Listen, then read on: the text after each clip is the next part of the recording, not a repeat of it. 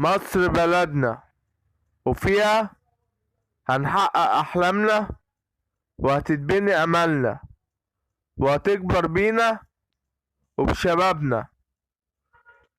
مصر بلد الخيرات، فيها مسلمين وأقباط، وبنحب مصر أكتر من نفسنا، عشان عارفين إنها غالية علينا وتساوي كتير أوي لينا.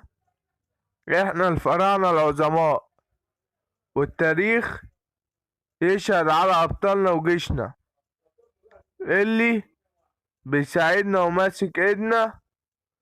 بلدنا فوق أي حد، وجنودنا بتفعل بجد، جنود أبطال قلوبهم نار، رجالة واخدين قرار.